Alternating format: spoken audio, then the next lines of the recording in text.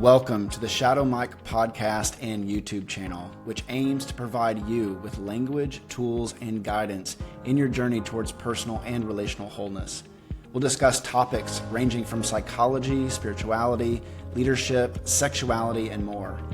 My name is Michael, and I'll be your guide for stimulating musings and host for insightful interviews with thought leaders, practitioners, and experts who have a thing or two to share about living an integrated and meaning-making life.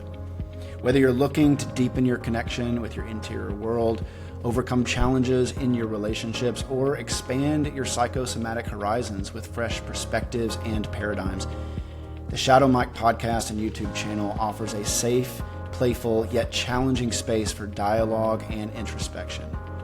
It is all a gift, so let's go enjoy it together.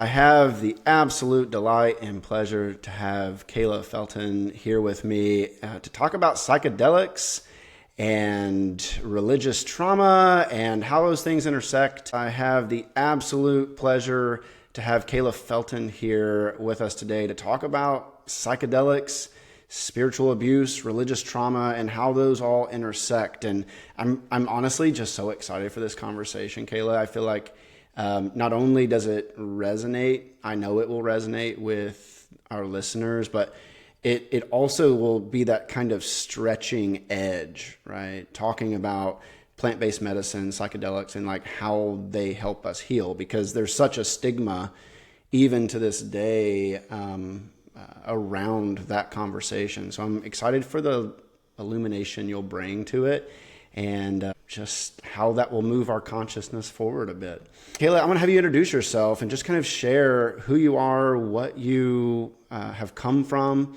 your background, and what you're passionate about. Well, thank you, Michael, for having me on this podcast. I really enjoy getting to geek out on these intersections of religious trauma, spiritual abuse, and psychedelics. Let's keep it groovy. Let's keep it interesting. But it's going to be heavy. It's going to be a trip. Yeah. I often identify as the Miss Frizzle of transcendence. And so it's a magic school bus ride. I don't know where this is going to go. Oh my Put our God. seatbelts on. We're going to be safe, you know. I feel like someone needs to create like one of those like cartoon like avatars of you that's like an intersection of you and Miss Frizzle. Would that not be so? I would love amazing. that. Let's call that in, Michael. Anyone listening, I will absolutely delight in a Miss Frizzle avatar. I love it. Oh, yeah. So I grew up in a pretty fundamentalist evangelical culture called the Plymouth Brethren. I was born and raised in the northwest suburbs of Chicago. And when I was 18, I moved to the Twin Cities, Minnesota to attend Bethel University. For the entirety of my adulthood, I've been a career social worker. I was a middle school social worker for 7 years, and then I made a solid switch up into psychedelic therapy. And I have worked in a ketamine clinic in Mendota Heights, Minnesota called Intero Psychedelic for the last 5, maybe going on 6 years now. And it was actually during the time, it was my last 2 years probably of working at the middle school before I switched to the psychedelic clinic, that I also launched the Reclamation Collective, which is a religious trauma and spiritual abuse advocacy organization. And our primary work is virtual support groups. So we're able to invite an international crew of survivors to be able to hold that space for honoring the deconstruction and reclamation processes, as well as more specific support around spiritual abuse and how that can transcend above and beyond and outside of religious spaces. This is not wholly and organic to Christianity or to any religion. Fundamentalism, that is, can be applied to any notion, any idea, any belief. When you believe that you possess absolute truth and it is true for everyone, that's the fundamentalism of it all. And unfortunately, fortunately for me in terms of my career and my passions of getting to geek out on podcasts about this, but unfortunately for just the reality of how much overlap there are in psychedelic spaces, ceremonial spaces, religious spaces, and the room for spiritual abuse, religious trauma, to be addressed, in some cases to be healed, but also in other cases to be really wounding. Yeah, what you just shared about really, I mean, fundamentalism is not one thing. It's any time you feel like you possess absolute truth, and I love that definition. It brings up a really core quote from Plato that has been core in my work, which is every light casts a shadow, and the closer you get to the light, the larger that shadow becomes.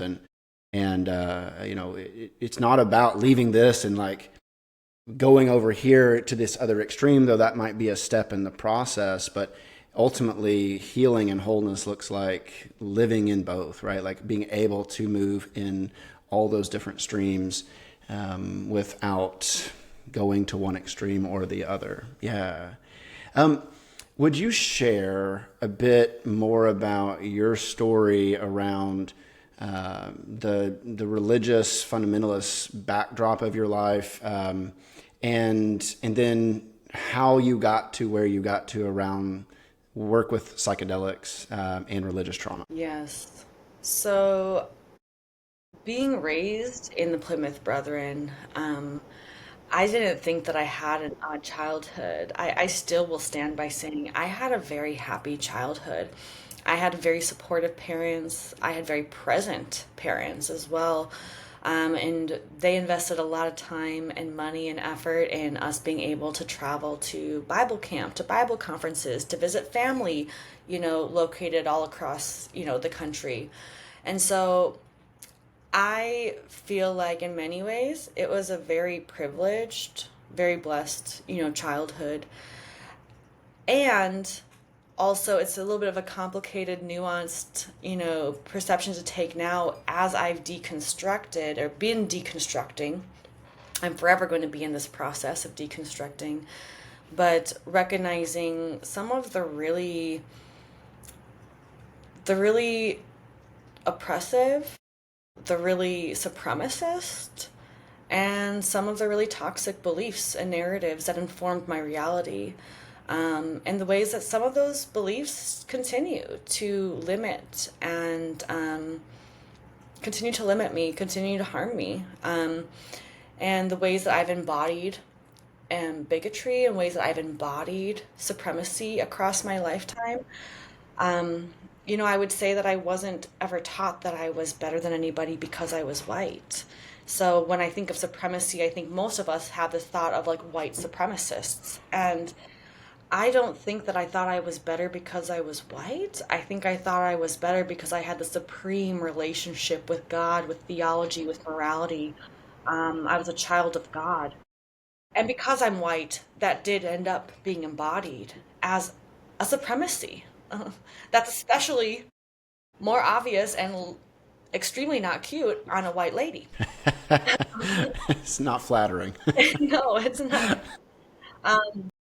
And so also, I had said that I had moved to the Twin Cities to attend Bethel University. And during those years, I had studied abroad in Guatemala for a semester. I was 19 years old. And I feel like that time and space fully away from my culture of origin, my community of origin, my denomination of origin.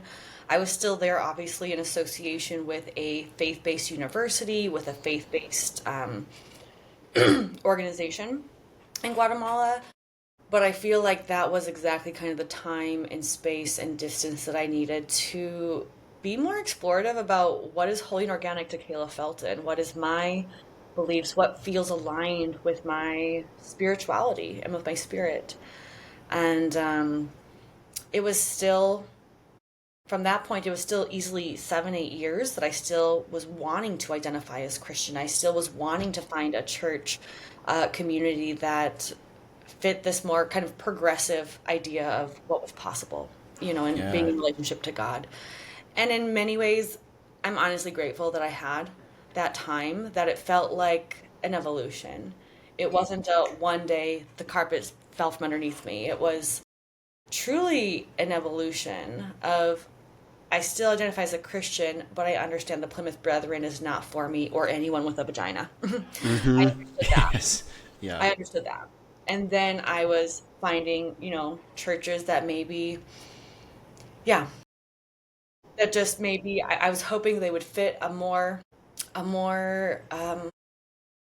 gentle spirit of the God that I had experienced. And I still would say this is complicated for me to talk about in retrospect because I still identify as a deeply spiritual person. I mean, I think that's just like a thread that I can honor my inner child who was deeply intuitive, knew some things didn't feel right. I can honor my inner teenager, in early 20s as I'm like deconstructing and like I don't think that this religion is actually deeper access to the divine, Yeah. And then I experienced mushrooms. And the mushrooms definitely had something to do with me being able to like connect to my spirit, to a greater force, and be like, whoa, yeah, I cannot throw the baby out with the bathwater in the sense of like, there is still something greater Yeah. than me, and maybe there's a greater part of me. Huh. Maybe the Uh-huh. greater is like a part of me.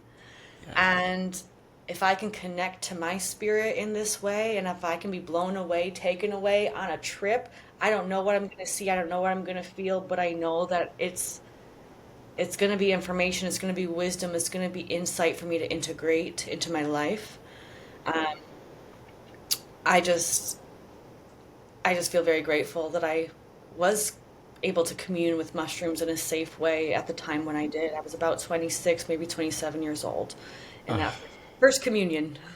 Yeah. Oh. Um, okay. So with like, okay, the first question is, what is the thing? Like, what's the meta shift that you experienced Mm. from this kind of very patriarchal, supremacist, religious container, uh, then after your first psychedelic experience? You talked about like God is within me, the universe is within me. That like I hear some tones of the shift there, but like how give more language and words to that big shift? Yeah. I mean, I think that prior to that mushrooms journey, that initial journey was, I mean, so much grief, but also rage, also resentment, also just like kind of like playing that pendulum, right? Of like I was a fundamentalist Christian for so much of my life, and I was raised in that culture, and then I kind of was making that pendulum shift to being like a fundamentalist, not atheist, but kind of like anti-Christian, right? Like I Right. just went to the pendulum of being like, that's wrong, that's evil, that's oppressive, that's disgusting. How can people believe that? And I actually think that the mushrooms came in hot, ready to be like, actually, this is just another realm of fundamentalism, babe. You're Yeah. just swinging the pendulum to another realm of fundamentalism. And it was, it was a mind fuck in that I was just like, wait a second, maybe I don't have to be afraid of coming into knowing of another God with he, him pronouns, another white Jesus. Maybe I can just trust that if there is something greater, it's actually rooted in love, and I had a message come through, a pretty direct message come through in that mushrooms journey as well, which just was like, there's not too much love. And I was holding on to some guilt and some shame around just finding myself in a pretty non-traditional dynamic partnership, and also recognizing like I have romantic love for multiple people. And I think especially being raised in a purity culture where your whole life is about, especially as a woman, Yeah. the greatest achievement you will ever have in this life is to be chosen by a man, Yeah. by one man, and monogamy isn't even a word because it's the only option, um, and you don't want to, have too much love or intimacy or connection, and certainly not sex with multiple people before you get married, because all of your love and abundance and sacred sensuality is here for, it belongs to this other human being. And so I had come into that journey in a season of some shame, some guilt, some just bewilderment of like, I don't know that like a traditional marriage to a man is going to be my game. Um, and I had a message come through so clear of like, too much love is not the problem. Too much love is not the problem. you're connecting this conversation actually with the episode on non-monogamy and just kind of addressing monogamy as a unseen atmospheric construct. It's like, yeah, it's the air you breathe. Of course you don't see it. You know what I mean? And what would it be like to question the air? And I mean, I can even say, being divorced, I've had this realization like, oh my God, I don't think I ever actually wanted to be married. I want secure attachment. I want ongoing friendship, relationship. But like, I think I am a person that needs ample alone time. Like 75-25 kind of thing. You know what I mean? Like, I really need that. And this, what you're bringing forward here is, it's not a hyper individualism. It's actually like a deeper connectedness. And that connectedness is both for you, and it connects you to the universe and to other people. Like, I feel like the supremacy of the religious tradition that I grew up in was highly othering. It was like my community had to get narrower and narrower and narrower because I could not relate to people who had difference. I had to be in this, equally yoked with all of my friends and relationships. But once you break outside of that and you have these kinds of experiences, whether they're psychedelic through plant-based medicine, or there's like, synchronistic happenings that just stumble into your life and kind of change your life forever, whatever it is, if we can respond to those and just kind of soften and allow those to transform us, like, we'll find authentic spirituality, like our authentic way of engaging with the divine. And I don't know. I feel like that is the trajectory for everyone. Like, you don't have to get rid of what you grew up around. It just becomes like that's the thing you came from, and you've moved beyond, but you've integrated it as well. Exactly. It's that integration piece. But I think that I was having this guilt, right, for having love. And I realized that I was expecting to feel guilty. I was told that I should feel guilty because it's a sin against God. It's a sin against God to have premarital sex. And I had done that by that point in my life as well. And I realized that, like, this isn't my guilt. Like, I don't feel guilty. I'm here feeling anxious because I should feel guilty, because I've been told my whole life that I would be an abomination, that I would be creating this great divide between me and my Savior, in choosing me and choosing love and observing where I'm experiencing love, not with born again believers, holy men looking to get married tomorrow. And I realized, like, actually that guilt doesn't belong to me. It Yeah. belongs to my culture of origin. It belongs to my family of origin, my community, but it actually isn't mine because I don't feel it. And I think that the mushrooms, that altered state, the kind of distance from yourself, back at yourself, was helpful for me to be like, oh, I actually don't feel guilty about this. And that felt associated with that narrative of too much love is not the problem, babe. That's not the problem.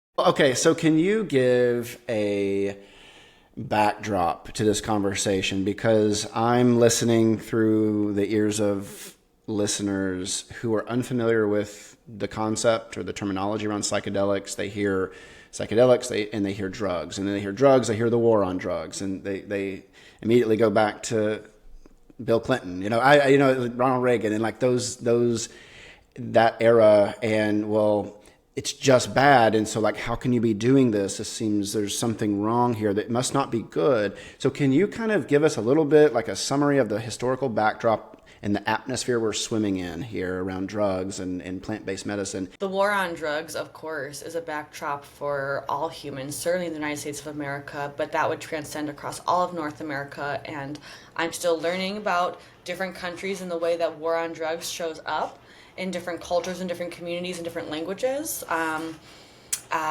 also different government systems, different systems of cartel and other realms of community safety and protection. We have a history of incredible violence, of incredible, othering people who are engaging in the medicines, the plant teachers that they have access to. And it's so interesting because with big pharma, the way insurance industries work, our healthcare is an industry, first of all. Um, and I think many people don't have access to the medications that they are seeking. Also, people have like one approved drug dealer, and that's your psychiatrist, that's your med manager. Maybe in some cases it's your doctor, but we all have our go-to drug dealers. Yeah. And the way that this binary light of like what are good drugs, good medicines, bad medicines, good doctors, bad doctors, um, there's just such a binary to that way of thinking. And unfortunately, it also causes a lot of violence. How many people do I know and love who I've lost friends to the war on drugs. I've lost friends to addictive cycles. I've lost friends to overdoses. I've lost friends to also the prison industrial complex. I've lost friends who have been not lost friends, but certainly had separation and distance because we all have a trauma narrative around how the war on drugs has hurt ourselves personally or someone who we love. I've had a few people now actually in the last few years that I've been working as a psychedelic therapist that I tell them this is the work that I do. And I've had two people who I like saw them energetically and in their posture completely shift, like they were offended by me telling them what I do. And I have to say I hold a pretty compassionate approach to that because I understand that not everyone is interested in and not everyone is safe to reclaim drugs, medicines, medications, right? We're not just talking about people who are curious about trying LSD.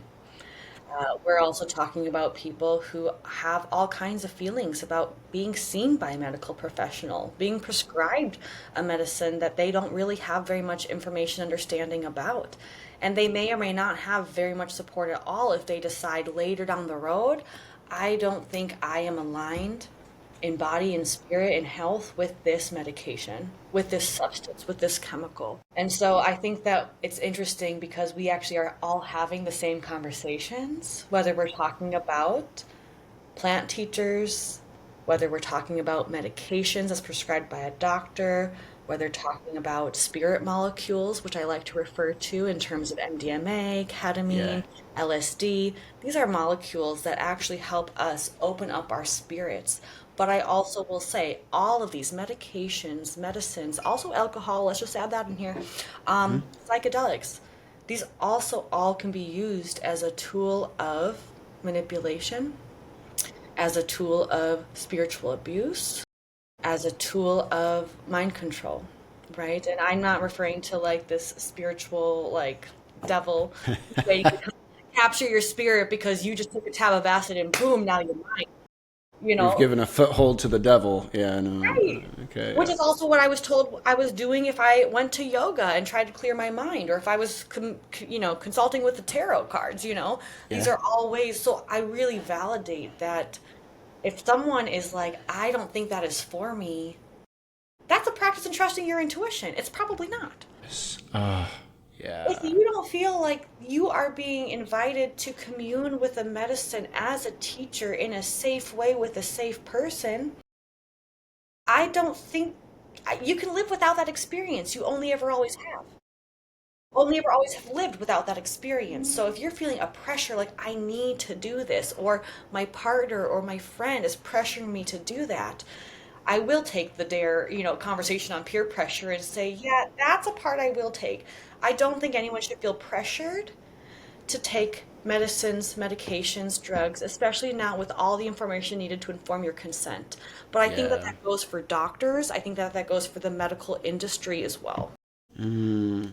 I love that you brought forward consent there because I think that is maybe one of the big categories that is missing. And I would say particularly, as you said, like for women, this is an opportunity for you to take back some agency and some power. And if that looks like you saying, I don't feel comfortable doing that, then that is healing right there. I love the gentleness and the compassion that you're bringing because there is such a stigma around this, and it's not just stigma. I mean, some people might carry actual eternal annihilation anxiety around doing anything or even having this conversation.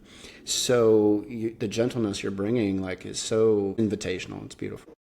I don't think this is entirely disconnected from the purity culture concepts, right? Of like, God is going to punish you. If you have premarital sex, he could punish you with an unexpected, unwanted pregnancy. He could punish you with an STD. He could punish you with now you have to marry this person because it's God's will. You know, I mean, marriage is punishment as well. That's another tangent. We don't have to go. But I think that there's also this fear, and it's valid. I understand the fear of like if I sit with a plant teacher, with a spirit molecule, with a drug, otherwise with a medication prescribed by my doctor, and I have a negative experience, that means I shouldn't have done this. This means if I have a scary experience, if I have a overwhelming experience, if I have an underwhelming experience, I think that we have to break that binary of good, bad, good trip, bad trip. You know, some of my most uncomfortable transcendences have also resulted in some of the most insightful integration. Mm. You know, transcendences, communions with my plant teachers, with spirit molecules that have truly changed the way that I am connected to myself, connected to others, connected to my purpose in this world. But some of those journeys were not cute. Some of those journeys were not fun, you know? And so I think also breaking this idea of drugs, psychedelics, people are doing this just to party and rave. And I love a good dance floor. I will rock it.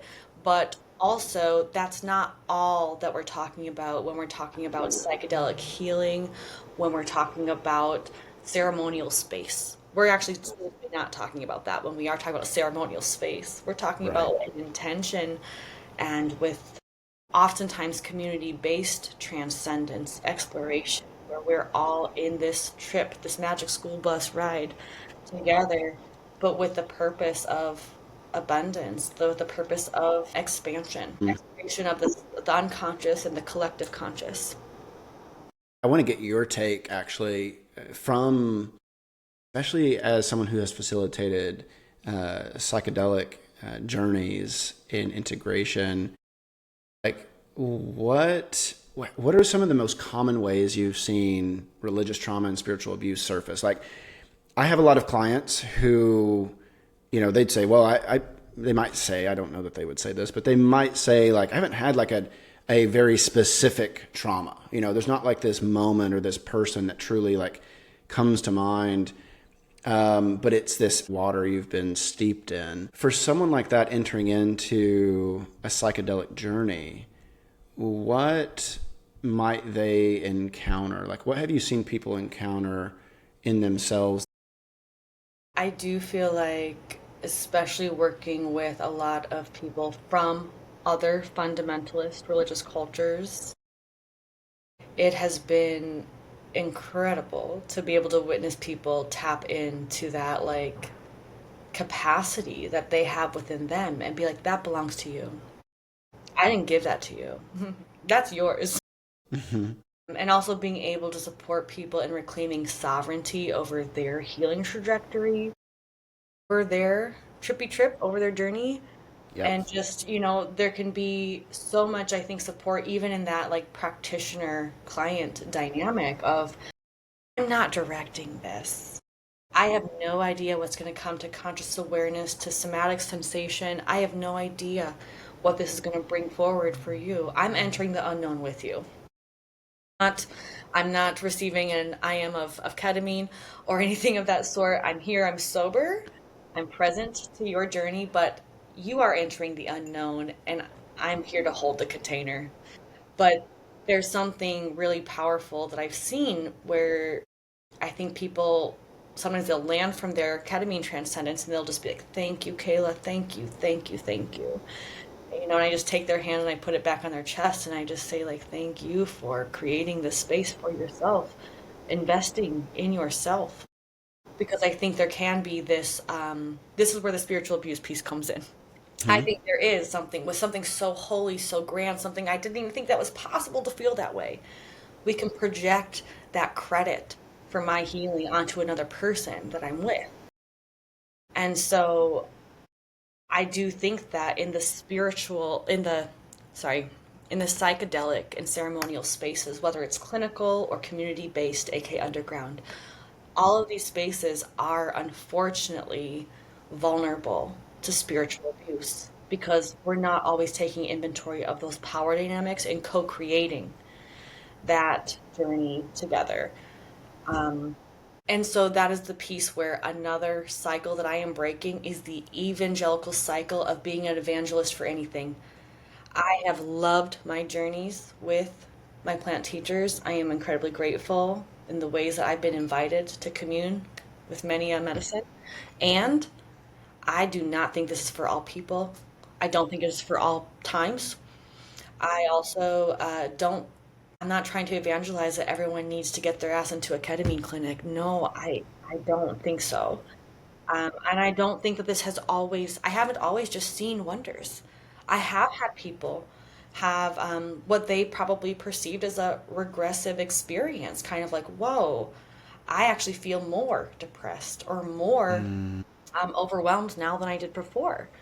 And to me, I don't want a silver linings playbook. I don't want to gaslight someone's heaviness and also honoring like this is what this medicine has brought to surface for us to integrate together. I'm not going to abandon you. I'm here through this, but let's explore why is it that in this transcendent space you've been met with a grief that you cannot shake. You've been met with something that like this isn't going to move until you move. Because that's Yeah. another piece is this idea that psychedelics is just this band-aid. This is going to fix it, or it's a pill, right? Psychedelics are different from medication. This is not something that anyone needs to be in relationship with psychedelics every day. No one needs to be doing journey work to the point where you can't be present to this dimension. I got too many responsibilities in this dimension to be that interdimensional about my time. For me, Kayla Felten in 2025, that would be irresponsible for me to be prioritizing the majority of my time and space in other dimensions. I got so many responsibilities in this one. Oof, wow. I mean, you're just like bringing so many good things here. Wow. The projecting onto God piece is massive. This idea that like I have to give back what is like ultimately too big for me. The work is actually to just like own it. And that doesn't mean that you are somehow selfish or like bloating your ego. It's actually just aligning with your humanity. And you're not, but that is the whole idea. Like it creates dependency, which is true of our religious structures, our economic structures. I mean, God is basically a very esoteric image of big pharma. It's like, if you really want healing, you've got to come to me. If you really want a good life, you've got to come to me. I mean, you're like the witch in the woods that, the characters are told to go seek wisdom from, but you're not evangelizing. Evangelism of any kind is it's birthed out of the idea that you have the fundamental truth and other people don't, therefore you need to go tell them. And you're like, hey, this isn't for everybody, but if spirit, if universe somehow airdrops you into this or makes you wander through the woods, and we find each other, then we'll do some work. And I just love it. And that's my approach too to medicines. That I'm not looking for where's the shamans in town. Well, that's a complicated. Time is not real, right? But I've moved to Mexico. I've moved to Mexico over the course of the last 4 years. And coming here as a white woman, as a psychedelic practitioner, I was like, okay, how am I going to embody this openness to like what is my proximity to medicine work and psychedelic advocacy and ultimately survivor care? And I knew I didn't want to come here and be like, where's the shamans in town? I'm going to go look for opportunities to try this and this and this and this. I've always been able to trust that what is for me cannot miss me. And you want to know something interesting? I got here, and a few months later, I finally got myself connected to the medicine man who held my first mushroom ceremony here in Mexico. I wasn't looking. I was just looking to manage my scraggly ass hair. And boom, I was connected. And I just was like, these are the types of experiences that I don't have to go searching. And I hope that for anyone who's hearing this, who's thinking, I am curious, maybe this podcast is that initial invitation of, huh, I connect to that. Maybe this would be a good medicine for me to commune with, to explore with. Just trusting that when you speak that into the universe, I know this is going to get woo woo here, but this is my authentic truth.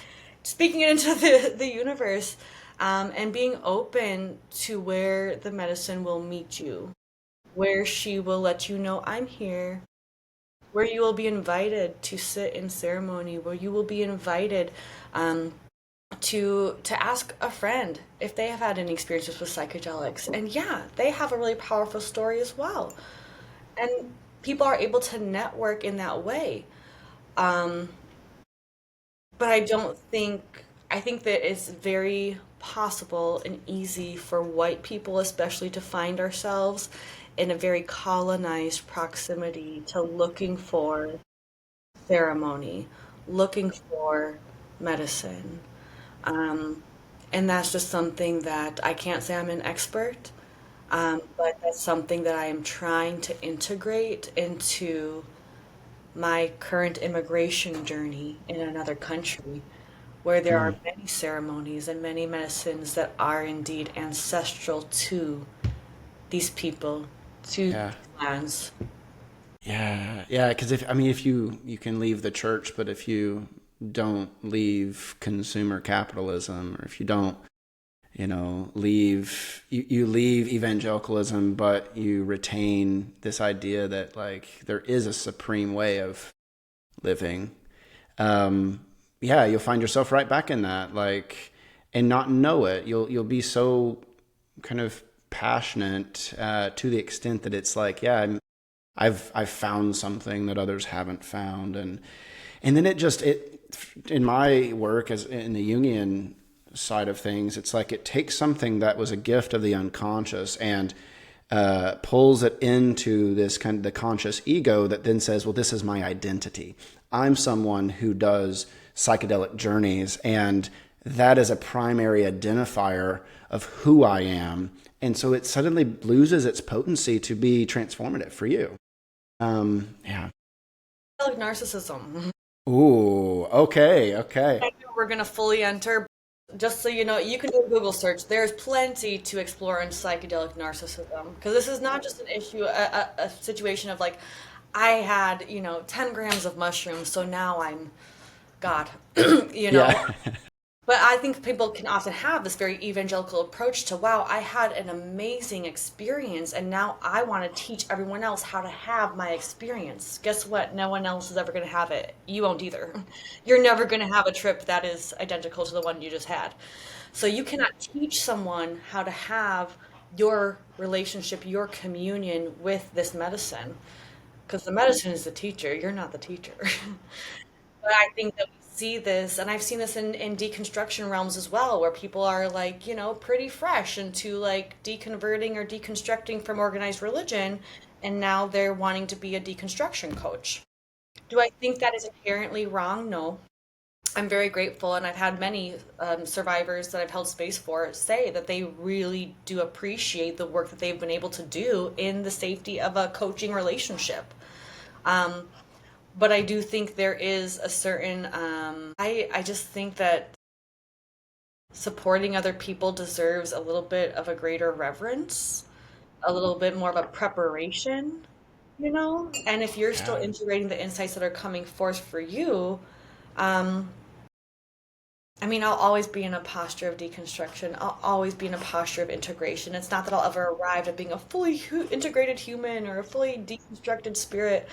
I do think, though, that we all deserve to have this space held for us to be really reverent about, this is also some potent shit. I'm not in charge here.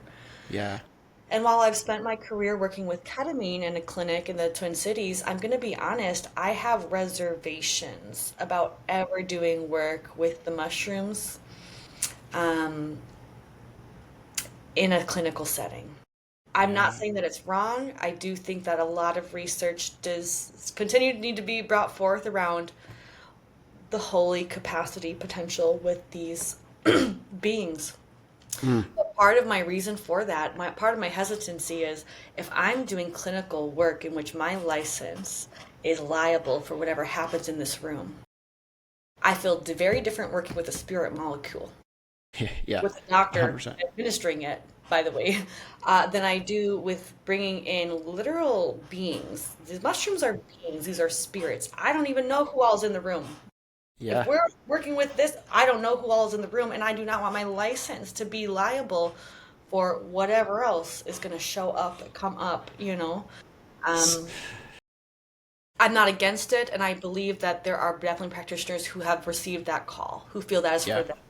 I'm Yeah. just saying, I don't know that that's my call. I would have to have so many protections in place before I would enter that space in a clinical context. Yeah. Well, I mean, it makes so much sense. It's like the clinical space is so like non-metaphysical and, it's very much scientific. And then you're literally bringing in metaphysical experiences and entities, engaging with them. And so like, yeah, that is a mind fuck. It's like, how can you even, these two things don't communicate. I'm curious, Kayla, as we kind of wrap up here, I'm thinking of people I have engaged with, known clients who live in really uh, they live in deserts of medical, medicinal care, right? Like I had a client once say the nearest psychiatrist that could prescribe medication to them was like an hour and a half away, and they were booked out for 6 months, right? So there is like this, that's a real access problem. And then, if most of the time in that case, like someone might not be like even open to a conversation around psychedelics, but let's say that someone is like, hey, this whole like SSRI, like meeting with a doctor who doesn't understand that like I'm a deeply spiritual person and like that's not a part of this, but they want to connect. They want to connect. They want healing. They need help. Like, what is available for someone, say, living in the breadbasket of the United States, Oklahoma, Arkansas, what can they do? Where can they go from that location virtually or whatever to connect with the work you're doing or just psychedelics in general?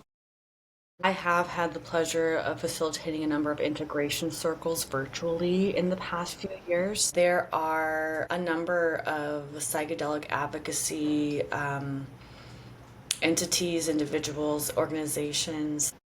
Psychedelic support is kind of like a psychology today of psychedelic practitioners. So that is one place you can go to see if there is anyone licensed in your state. Some people might want to start with just working with a psychedelic informed therapist. Just saying, I'm curious about this. I'm wondering what might be a good fit for me. At no point will that psychedelic therapist likely be at liberty to tell you this is what I recommend because we are trying to demedicalize, right, this relationship that we have with psychedelics. This is not a medication, this is not an intervention. This is a holy communion if you want it. But it will always be yours to pursue. Also, I will just let you know that mushrooms, for example, cannabis, for another example, are medicines that many people can cultivate themselves in their homes. So if you are having any concerns around how do I access this, who do I purchase it from? What a beautiful way to already be in relation with your medicine if you are the OG cultivator. And that's a sustainable way as well to be in communion with your medicine. And there are a number of organizations also that will be able to teach you beginning to end how to cultivate your own medicine. I love that. Well, first of all, just thank you for opening up this conversation. I know it's the tip of the iceberg. There's so much that we could explore, but like you said, there will be people who listen to this and something gets sparked. Like, oof, that aligns with something in me that needs to take a step. And with that, how can people connect to the work you're doing? For one, the Reclamation Collective. That's one way that people can connect to spiritual abuse support groups for survivors, reclamation support groups as well for people who are integrating the insights coming to conscious awareness around reclaiming identity, pleasure, autonomy. So that is more geared around people who are coming out of fundamentalist cultures, cults, and organized religion. Also, Intero Psychedelic is the psychedelic clinic that I've been a part of for the last 5 going on 6 years in Mendota Heights, Minnesota. They are only able to work with folks who are located in Minnesota during the course of their treatment. So I will just put that out there. And we have a number of therapists at Intero who do specialize on these intersections of religious trauma and spiritual abuse. And then lastly, I have a group of 9 or 10 women internationally who are meeting of our minds to explore on the intersections of community accountability and safety, and a reporting platform for people to report harms and abuses in psychedelic and ceremonial space. Because this is really the real reason why I've had to break this evangelical cycle, that I cannot tell you that this is all going to be rainbows and Skittles and Saturn and baby elephants, you know? I've had people experience all the above on psychedelic transcendences, but also I have held space for so many people who have been harmed, and I've been in tragic proximity and awareness of people in my life who I've been connected to professionally and personally and familially, who have also harmed, who have exploited the sacred space of the altered state of this ceremonial psychedelic space. We have to be very intentional about how we do create space for people to be able to report, but also in a way that challenges kind of this idea of cancel culture, that also challenges this idea of survivor narratives belonging to anyone other than them. So that is truly where I hope you will find me in the upcoming years, is really aligning myself with survivor care, advocacy, in psychedelic and ceremonial space. Oof. Thank you. I feel like the care that you're going about this work is like, how many church plants got started with like almost no care? Just like, yeah, I got this like download from, the sky daddy that said I should go plant a church, next to this other church. You're dealing with some real high voltage stuff, and just the care that you're bringing to it is so trust building. And I'm excited because honestly, like being in Portland, there are a lot of people engaging psychedelics frequently. And some of them, I'd say the ones I know are doing it very responsibly. But honestly, I don't know anyone who's doing it with the backdrop of religious trauma and spiritual abuse. You address a real need in the world. So thank you for paving the way and creating the trail that we might be able to wander down. Thank you. In solidarity. Thank you so much, Michael. To anyone listening, I really do feel like if you feel like the inspiration, you feel the curiosity, sometimes that is the way that the Great Spirit invites us forth to commune with her in the various forms of plant teachers. But also, if there is any part of you that's like, this is not for me, trust that you're right. Trust that you're right. Trust that you will know that you have received the calling when it is there.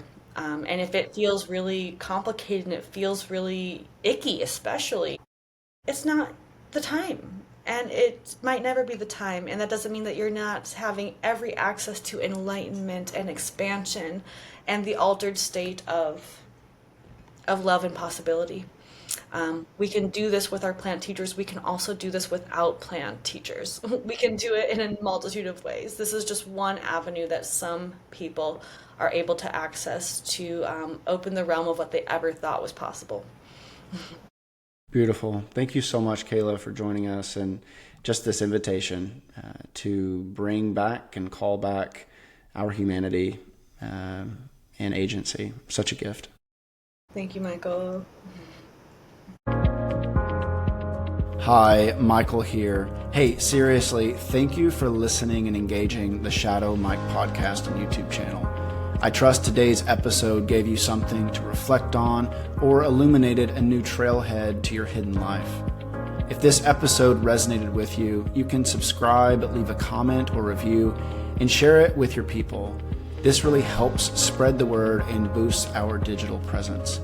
Remember, growth isn't a straight line, and we're all figuring it out as we go. I'm grateful to be in this unfolding and excavating work with you. Until next time, be yourself. You've got a good self. And remember, it is all a gift.